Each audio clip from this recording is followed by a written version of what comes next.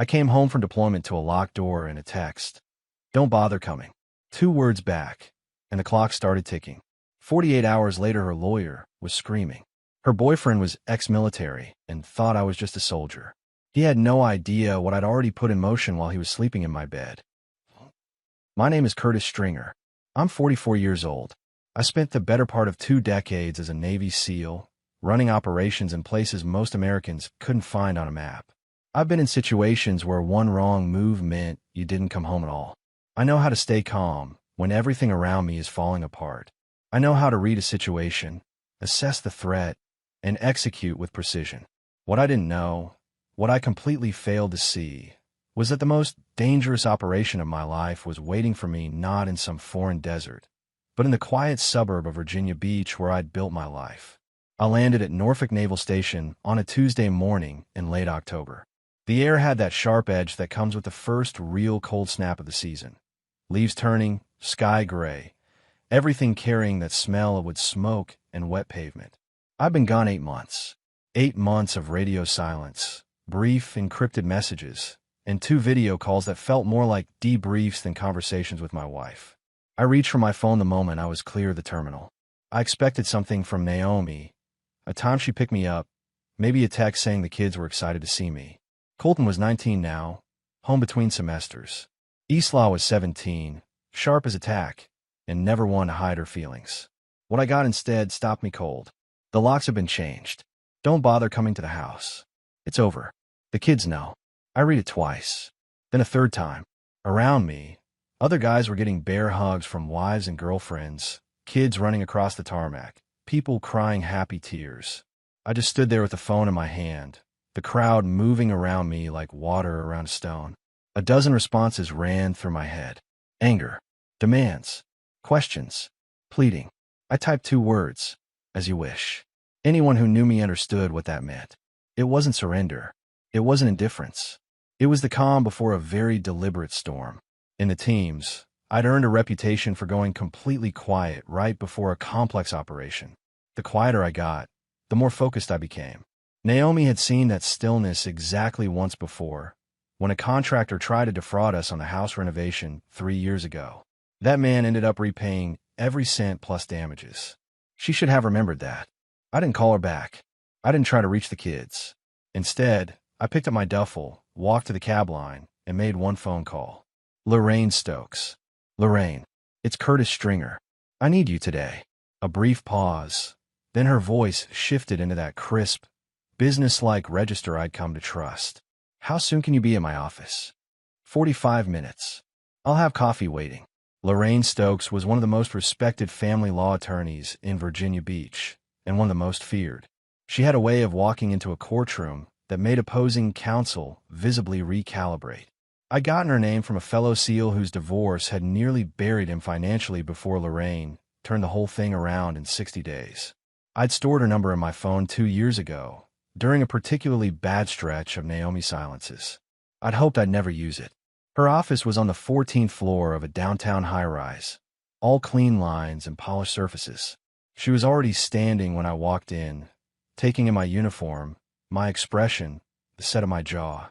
Tell me everything, she said, sliding a coffee across the desk. I talked for 20 minutes straight. The deployment, the text, the 2 words I'd sent back.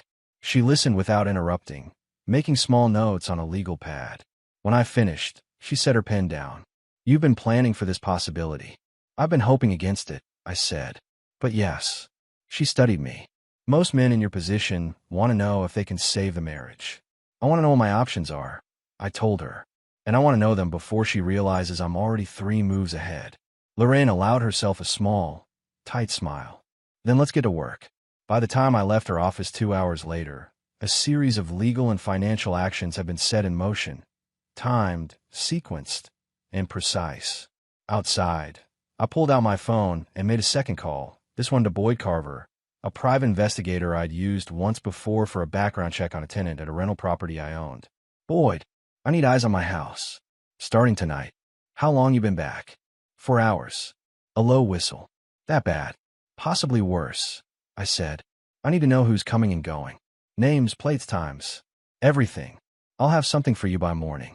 I checked into a hotel near the waterfront, and sat on the edge of the bed for a long time, staring at the wall. The room was quiet. Outside, the harbor lights reflected off the dark water. I thought about Colton and Isla. I thought about the text. I thought about what Naomi had said to the kids. They know, and what exactly that meant. Then I put the phone face down on the nightstand, lay back, and closed my eyes. I had work to do, and I always slept well before an operation. Boyd Carver called at 6:47 in the morning. I was already up, dressed, sitting at the small desk by the window with a cup of bad hotel coffee and a legal pad full of notes. "You're not going to like this," he opened with. "I didn't expect to," I said. "Go ahead." Boyd had been watching the house since just after midnight. At 9:14 p.m. the previous evening, before he'd even set up, a silver Audi Q7 had pulled into my driveway. The driver was male, mid-40s, well-dressed even at that hour. He'd walked to the front door without hesitating. Naomi had opened it before he knocked. "He stayed 4 hours," Boyd said. "Left at 1 in the morning. I ran the plates. Vehicle is registered to a Wade Phillips. Age 46. Listed address is a condo in Chesapeake." I wrote the name down and underlined it. "How comfortable do they look together?" I asked. "Like people who've been doing this a long time," Boyd replied. "No nervousness, no looking around. Completely at ease." That told me everything I needed to know about the timeline. This wasn't a recent development. This had been going on while I was 8 months overseas, running operations and trusting that my family was intact. "I need everything on Phillips," I told him. "Employment, finances, prior relationships. Whatever you can find. Already started. I'll have a full profile by end of day." I sat with the name for a moment after hanging up. "Wade Phillips." I said it aloud once, the way you repeat a call sign to make it real. Then I flipped to a fresh page on a legal pad and started mapping out my next moves. At 9 a.m., Lorraine's paralegal called to confirm that the first wave of legal actions had been filed: a formal notice of contested divorce, a motion to freeze joint financial accounts pending asset disclosure, and a lien flag on the property to prevent any sale or transfer without court approval. Clean, quiet, and already in motion before Naomi had poured her first cup of coffee. The response came faster than I expected. My phone rang at 10:23 a.m., unknown number. I let it go to voicemail. The message that followed lasted 47 seconds and featured a man identifying himself as Raymond Bolt, attorney representing Naomi Stringer, who informed me in a voice climbing steadily toward a shout that I had, and I'm paraphrasing here, absolutely no legal right to freeze those accounts, that my actions constituted financial harassment, and that he intended to have every filing reversed by end of business. I forwarded the voicemail to Lorraine without comment. She called back in 10 minutes, sounding almost amused. "He's loud," she observed. "He's scared," I said. Loud and scared are usually the same thing. The freeze holds. His motion to reverse will take at least 2 weeks to be heard, by which time we'll have full financial disclosure on record. He knows that. That's why he's shouting. She paused. "You should know Naomi called the family accounts hotline this morning trying to move funds." The flag stopped it. I felt something settle in my chest. Not satisfaction exactly, more like the solid click of a mechanism engaging properly. "Good," I said. That afternoon, Boyd delivered his preliminary report on Wade Phillips in person, sliding a manila folder across the coffee shop table between us. I opened it and read without speaking. Phillips ran a mid-sized private security consulting firm with federal contracts. Clean record on the surface. But Boyd had dug into his personal history and found something that made my jaw tighten. 2 prior relationships with women whose husbands were either deployed or traveling extensively for work. One ended in a messy divorce that left the woman financially diminished. The other had quietly dissolved with no public record. In both cases, Phillips had moved on without consequence. "He's done this before," I said. "Looks that way," Boyd confirmed. "And there's one more thing." He tapped a page near the back of the folder. "He's currently seeing someone else on the side. Woman named Tara Whitlock. Age 38. Her husband is Staff Sergeant Ray Whitlock, currently deployed to the Middle East." I set the folder down. 2 women. 2 absent husbands. One man running the same play twice simultaneously, and apparently not for the first time. "I want Tara Whitlock's contact information," I said quietly. "But don't approach her yet. Not until I'm ready." Boyd nodded. I drove back to the hotel as the sun was going down, the sky over the harbor turning that deep bruised orange that comes before a cold night. I thought about Ray Whitlock somewhere overseas. No idea what was happening at home.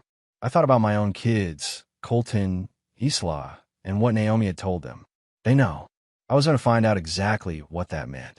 I opened my laptop and pulled up a search for Wade Phillips. The quiet before an operation never lasted long. Boyd's full report on Wade Phillips arrived at noon the following day, and it was worse than I'd expected. Phillips hadn't always run a security consulting firm. 12 years ago, he'd worked as a private military contractor, overseas logistics and personnel management for a defense subcontractor out of Tampa. He'd been let go after an internal audit flagged irregularities in billing, inflated invoices, ghost personnel on the payroll, funds routed to shell accounts. No criminal charges were filed. The company settled quietly to avoid the publicity, and Phillips walked away, regrouped, rebranded, and rebuilt. I sat with that for a long moment. A man who'd stolen from his employer, faced no real consequences, and moved on to find easier targets. Military wives. Women whose husbands were gone for months at a time, navigating everything alone, vulnerable in ways that were invisible until someone decided to exploit them. That evening, Boyd confirmed what I already suspected about Naomi's Instagram account, something I hadn't looked at in months because I didn't use social media during deployments. I pulled it up on my phone and felt my stomach turn. The account had over 6,000 followers. The bio read, Navy wife, raising our kids, waiting for him to come home. Post after post, carefully curated. Naomi at community events, photos of Isla at school plays, Colton at his college orientation, captions full of phrases like missing my sailor and grateful for this military family community. Donations links in 3 posts, labeled as fundraisers for military spouse support groups. I clicked through. Combined, they brought in over $4,000. She'd been performing loyalty for strangers on the internet, while Phillips was parking his Audi in my driveway. I closed the app and set the phone face down on the desk. The next morning, I drove to the athletic complex at Virginia Wesleyan, where Colton trained with a club lacrosse group on Thursday mornings. I hadn't announced I was coming. I parked where I could see the entrance and waited. When Colton came through the doors, duffel over one shoulder, he saw me immediately. He stopped. His expression ran through surprise, confusion, and something that looked painfully close to relief before he put a wall up over all of it. Dad. His voice was flat, careful. Hey, son. I kept my tone easy, giving him room. You look good. He walked over slowly, like he wasn't sure of the ground between us. Mom said you weren't coming back, that you decided a clean break was better. He met my eyes. She said you didn't want to see us. The words landed like a fist. I kept my face neutral.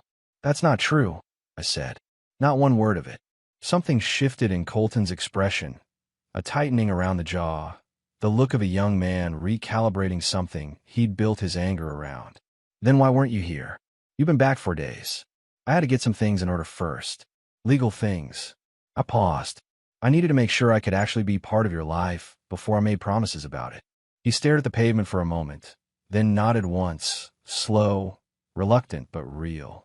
Isla's been asking about you. She acts like she's not, but she has been. I know, I said.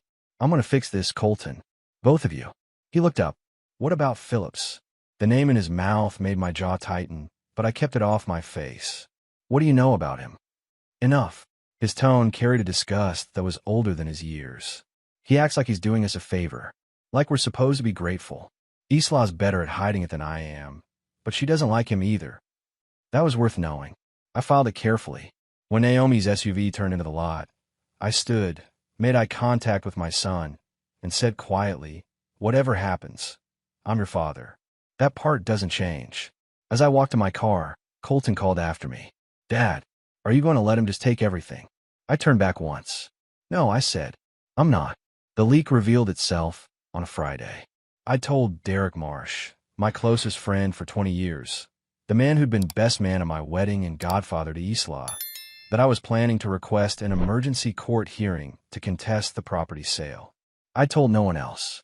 By Saturday morning, Lorraine called to tell me that Naomi's attorney had filed a preemptive motion addressing exactly that point.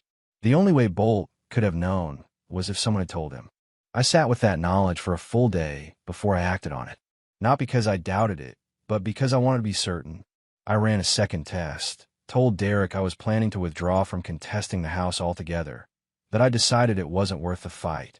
I made it sound tired and resigned, the kind of thing a man says when he's running out of steam. 48 hours later, Lorraine reported that Naomi's legal team had suddenly pulled back on several aggressive filings, apparently confident the pressure was working. That confirmed it completely. Derek was feeding information directly to Naomi, or to Phillips, or to both. I didn't confront him. I went quiet instead, the way I did in the field when I identified a threat, and chose to surveil rather than engage. Derek would continue thinking he had access to my plans. What he'd actually have, from that point forward, was whatever I chose to feed him. The call from Isla came that same evening, unexpected. She got my number from Colton. Dad.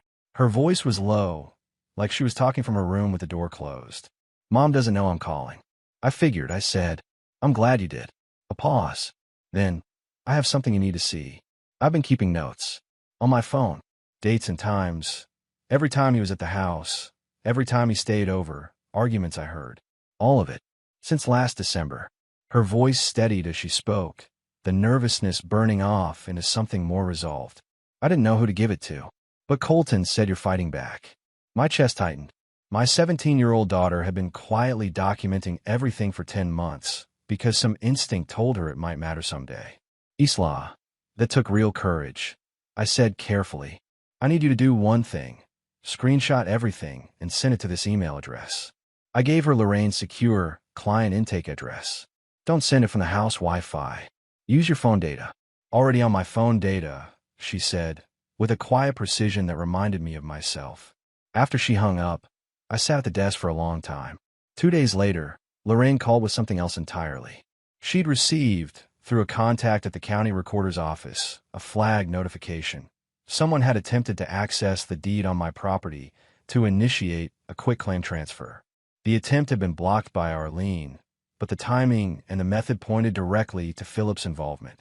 He was trying to accelerate the transfer of my home before the legal process could stop him. He was in a hurry. Hurry was the enemy of precision. I'd learned that lesson years ago. People in a hurry made mistakes. Boyd called that evening to add one more piece. Tara Whitlock, the other woman Phillips was seeing while her husband served overseas, had been asking quiet questions in a local military spouses group about Philip's background. She was starting to have doubts of her own. She just didn't have anyone to confirm them yet. The moment for that conversation was getting close. The thing about coordinated attacks is that they're designed to overwhelm you. Hit enough pressure points simultaneously, and even a disciplined man starts making reactive decisions instead of strategic ones. That's the theory, anyway. What Naomi and Phillips apparently hadn't accounted for was that I'd spent 2 decades training specifically for that scenario. 3 things hit me in the same 48-hour window, and I want to walk through each one carefully because the sequence matters. The first was the anonymous complaint filed with Naval Station Norfolk's Family Readiness Office, alleging that I had returned from deployment in a psychologically compromised state and was engaging in erratic and threatening behavior toward my family. The complaint was unsigned. It called for a welfare check and a formal fitness evaluation before I could resume any parental contact. My commanding officer, Captain Dale Reeves, called me personally rather than routing it through channels. He'd known me for 11 years. His tone was careful but direct. I'm required to flag this, Curtis, he said. But I want you to know I'm looking at this complaint, and I'm seeing the fingerprints of someone who knows how to use the system as a weapon. I appreciate that, sir, I said. I'll cooperate fully with any evaluation. I know you will. That's not what concerns me. What concerns me is who filed this and why. After the call, I sat with the complaint document Lorraine had obtained and read it twice. The language was specific in places, too specific for someone guessing. It referenced the timing of my return, the legal actions I'd taken, even the hotel I was staying at. Someone had provided details. The question was whether it was Derek or Naomi herself. Boyd ran the document's metadata that afternoon. The file had been created on a laptop registered to a Wi-Fi network associated with Phillips' Chesapeake condo. Phillips had filed it himself. He hadn't even bothered to route it through Naomi. The second hit came from Colton School District. Isla's counselor had submitted a formal referral to Child Protective Services, citing concerns about parental conflict and a potentially unsafe home environment linked to the father's return. The referral had been prompted by a conversation the counselor had with Naomi, who had apparently described my behavior as volatile and unpredictable. Lorraine moved on that within hours, filing a motion for an independent psychological evaluation of both parents and requesting that CPS conduct their assessment with full access to both households. That last part was strategic. Naomi couldn't argue against an independent evaluation without looking like she had something to hide. The third hit was the one that revealed how far ahead Phillips had been planning. Boyd called me that evening with something he'd pulled from a county property listing database. The house, my house, the one with Lorraine's lien on it, had been listed 3 weeks before I landed stateside. Not on the public MLS. On a private off-market network used by investors and developers. The listing had gone up while I was still deployed, while my name was still on the deed, while the ink on my travel orders was barely dry. Phillips had posted my house for sale before I even knew my marriage was over. I drove past the house that night. Not to stop, not to confront anyone, just to look at it from the street. The lights were on. Phillips' Audi sat in my driveway, like it had always been there. The front door had a new handle I didn't recognize. I drove back to the hotel, called Lorraine, and told her to file the emergency injunction to block the property sale first thing in the morning. Already drafted, she said. I'll have it on the judge's desk at 8. I hung up and sat at the desk. 3 coordinated attacks. 1 week. All of them running simultaneously, all designed to destabilize me before the legal process could run its course. The complaint to the Navy, the CPS referral, the property listing, none of them were spontaneous. This had been planned out in advance, probably months ago. Phillips was organized. I'd given that much. But organized people left trails. And I was very, very good at following them. Tara Whitlock reached out to me first. I don't know exactly how she found me. Boyd thought she might have cross-referenced names from the military spouses group, where she'd been quietly asking about Phillips. However she managed it, she sent a short, carefully worded message to an email address I'd set up for exactly this kind of contact. I think we may be dealing with the same problem. I'd like to talk if you're willing. We met at a coffee shop in Suffolk on a Wednesday morning. Neutral ground, public, unremarkable. Tara was compact and dark-haired, with the kind of controlled composure you see in people who are holding themselves together through sheer determination. Her husband, Ray, was 18 months into a rotation. She'd met Phillips at a military family financial planning seminar 8 months ago. He came recommended, she said, both hands around her mug. He knew the right language, the right concerns. He understood what it was like to manage everything alone while your spouse was overseas. She paused. He was very good at understanding. He's at practice, I said. I laid out what Boyd had found, the prior contractors, the billing fraud, the pattern of targeting military families. I showed her the documentation on the property listing, the fake Instagram performance, the coordinated legal attacks. I watched her absorb it piece by piece, the way someone processes information that confirms what they'd suspected but hadn't wanted to believe. When I finished, she was quiet for a long moment. My name is on a financial document I signed 2 months ago, she said finally. He told me it was a joint investment vehicle, a way to grow the savings while Ray was gone. I didn't have an attorney review it. Do you have a copy? She pulled a folded paper from her bag and slid it across the table. I photographed it and sent it directly to Lorraine. You need your own attorney, I told her. Today, not tomorrow. And you need to tell Ray. I know. She looked out the window. I kept telling myself I was overreacting, that I was just lonely and reading into things. Her jaw tightened. He told me Ray probably wouldn't understand, that men like Ray, military men, tended to overreact to things that were perfectly innocent. That was the tell. That's always the tell with men like Phillips. They preemptively undermine the husband before he can arrive to ask questions. Ray's going to understand exactly what happened, I said. And so will a judge. Boyd had located a secure way to get a message to Ray Whitlock through official channels, and I'd already set that in motion before the meeting. Ray deserved to know, same as I deserved to know. The fact that nobody had told me was exactly why I was making sure someone told him. After Tara left, I stayed at the table for a while and thought about the shape of what we were building. 2 complainants, financial documentation across multiple victims, a prior record of misconduct, a property listing that proved premeditation, a CPS referral traced back to Phillips' own initiative. A fitness complaint filed from his personal laptop. Lorraine called as I was walking back to my car. The emergency injunction was granted this morning, she said. The property listing has been pulled. No sale, no transfer, nothing moves without a court order. Good, I said. There's something else. The CPS evaluation came back. The investigator spoke with both children. Isla told the evaluator, unprompted, that her home environment had been tense since Phillips began spending time there, and that she felt more comfortable with her father. A brief pause. The referral has been closed as unsubstantiated. And Curtis, the evaluator, noted in her report that the referral appeared to have been made with the intent to influence custody proceedings rather than out of genuine concern. I stopped walking. That goes on record. It goes on record, Lorraine confirmed. And it follows Naomi's attorney into every room he walks into from here on. I stood in the parking lot with the phone at my side for a moment, watching the traffic move past on the highway. One by one, the pieces Phillips had set up are being disassembled. Not with noise, not with drama, with documentation, timing, and the kind of patience that comes from knowing exactly what you're doing.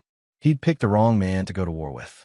The answer to the fitness complaint came back clean, as I knew it would. The Navy's independent examiner spent 90 minutes with me, ran through the standard battery of evaluations, and filed a report that described me as psychologically fit, operationally grounded, and showing no indicators of instability. The complaint was formally closed and flagged as unsubstantiated. What came next, I hadn't fully anticipated. Captain Reeves called me 2 days after the evaluation cleared. His voice carried something measured and deliberate in it, the tone of a man delivering information he'd spent time deciding how to frame. Harrington, he said, I've been doing some digging on your last deployment extension, the one that added 7 weeks to your rotation. I sat up straighter. What did you find, sir? The request originated through a family liaison administrative channel, a process that allows family members to submit requests for extension consideration under specific hardship provisions. The stated reason was that the service member had requested additional time to complete mission objectives and had indicated he was not ready to return. He paused. The problem is that the form references conversations with you that, according to every communication log we have, never took place. The room went quiet around me. Someone submitted a false administrative request in my name, I said. That's what the evidence suggests. The form was submitted digitally. We're pulling the access records. Another pause. Curtis, if this traces back to a civilian actor who deliberately interfered with a service member's deployment timeline using fraudulent administrative documents, we're talking about federal territory. After the call, I forwarded everything to Lorraine and then called Boyd. I need you to cross-reference the extension request submission date with Phillips' digital activity, I said. Same approach as the fitness complaint. Boyd called back in 4 hours. The submission had been made from a device using the same network signature as Phillips' condo. The timestamp put it at 11:30 on a Tuesday night, 3 months into my deployment. The same week, Boyd noted that Naomi had withdrawn $4,000 in cash from our joint account. Wade Phillips had deliberately extended my deployment by 7 weeks. He'd bought himself nearly 2 months of additional unobstructed access to my family, my home, and my wife, using forged documents submitted through a federal military channel. That crossed a line that went well beyond divorce proceedings. Lorraine was quiet for a long moment when I told her. Then, I'm contacting the U.S. Attorney's Office today. This is wire fraud and obstruction at the federal level. Phillips just handed us something that no family court judge can touch.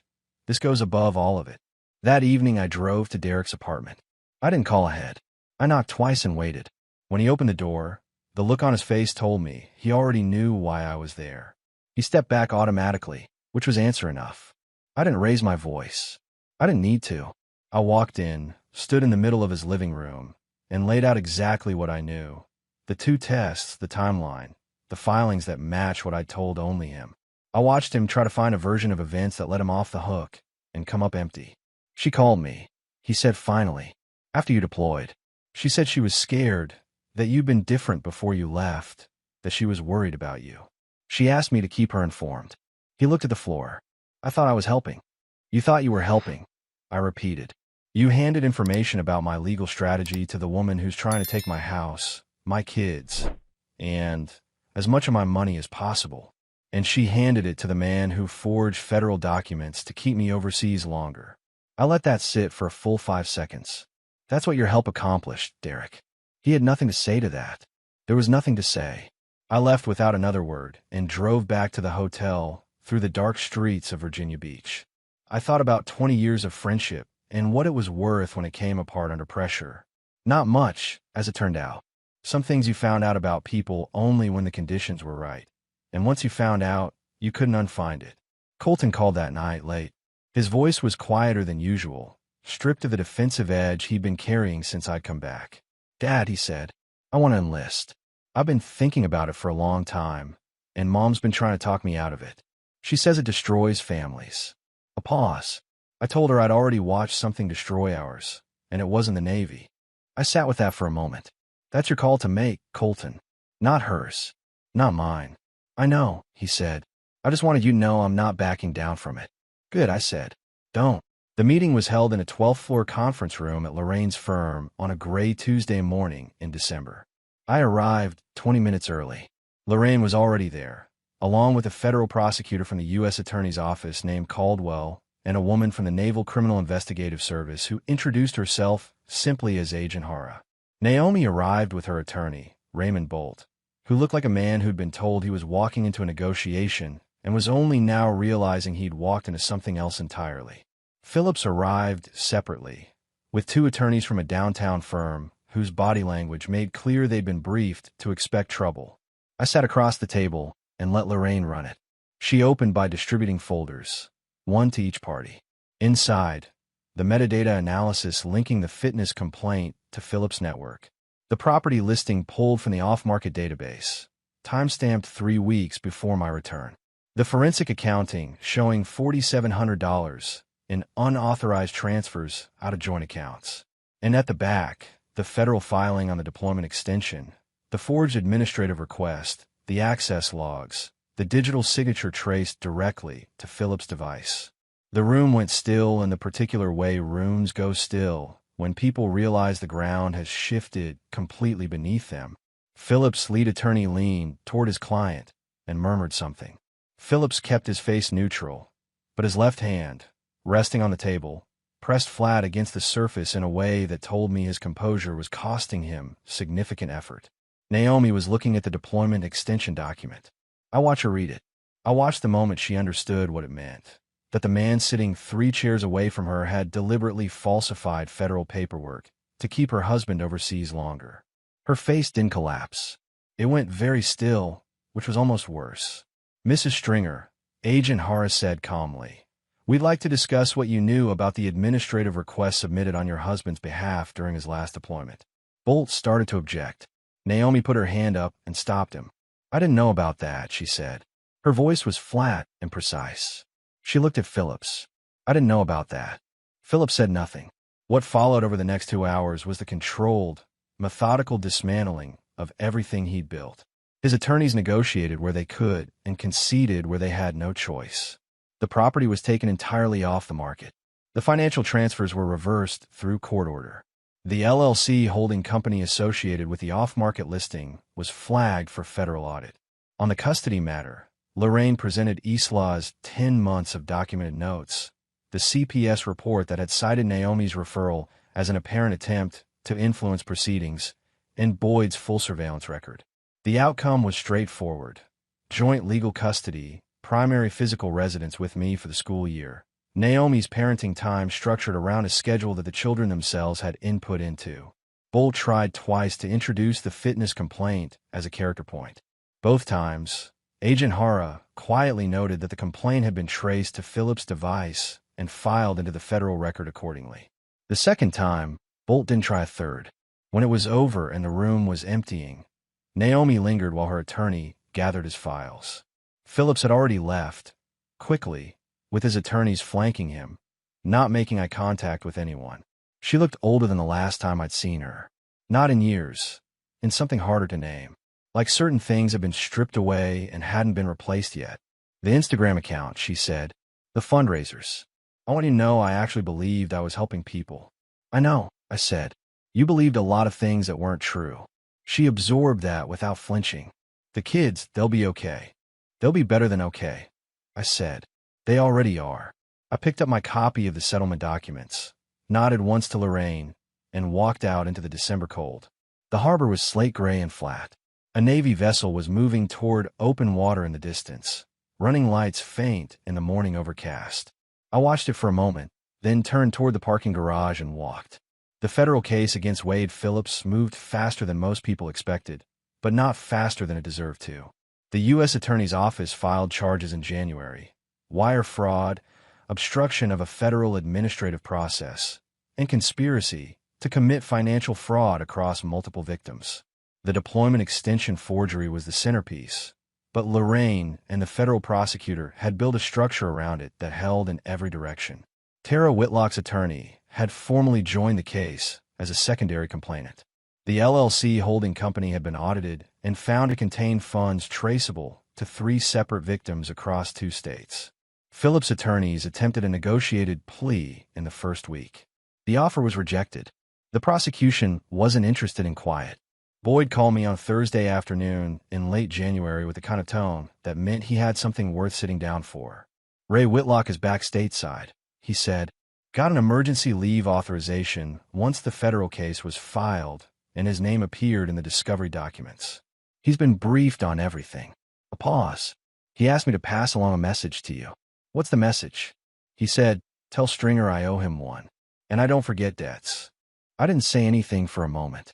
I thought about Ray somewhere overseas, carrying the weight of not knowing, the same weight I'd carried. The fact that he'd come back in time to deal with it on his own terms, that mattered. "Tell him we're even," I said. "I just did what I want someone to do for me." The children had adjusted with the particular resilience that kids show when the adults around them finally stop performing and start being honest. Isla had moved her things into the larger bedroom of my house, the one that looked out over the backyard where I'd set up a proper training space for Colton on his visits home. She'd also, quietly and without announcing it, deleted Naomi's Instagram account by contacting the platform directly and flagging the military donation posts as fraudulent solicitation. The account was removed within 48 hours. Naomi didn't contest it. Colton had made his decision official. He'd submitted his enlistment paperwork the second week of January, listing his desired branch as the Navy. His recruiter called me to confirm family contact information, standard procedure, and mentioned that Colton had listed me as his primary motivation. I kept that to myself and let him have it as his own. Naomi and I had exactly 2 conversations after the December conference room settlement. The first was logistical, school schedules, medical decisions, the practical architecture of co-parenting across 2 households. She was precise and businesslike, and I matched her register without difficulty. The second was shorter. She called on a Sunday evening and said simply that she was starting therapy and that she thought it was important I knew that. I told her I thought that was the right call. That was the extent of it. Derek Marsh had tried to reach me twice by text and once by voicemail. I hadn't responded.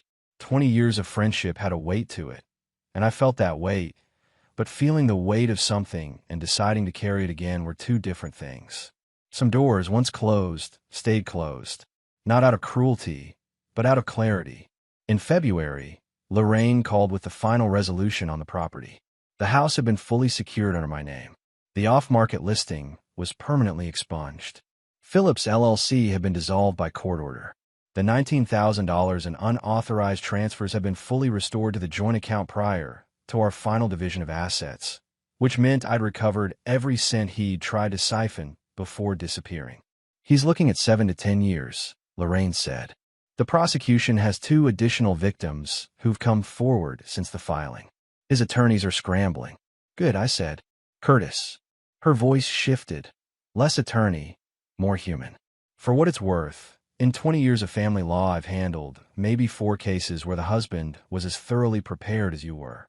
Most men in your position don't survive this intact. Most men in my position haven't spent 20 years being told that preparation is the difference between coming home and not, I replied. She laughed once, dry and genuine. Fair enough.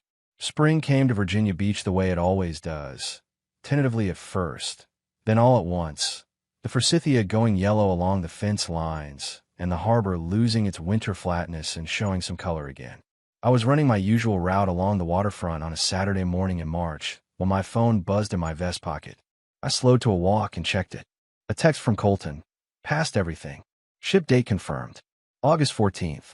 I stopped on the path and read it twice. Then I typed back. Proud of you. Call me tonight. 3 seconds later. Already planned on it.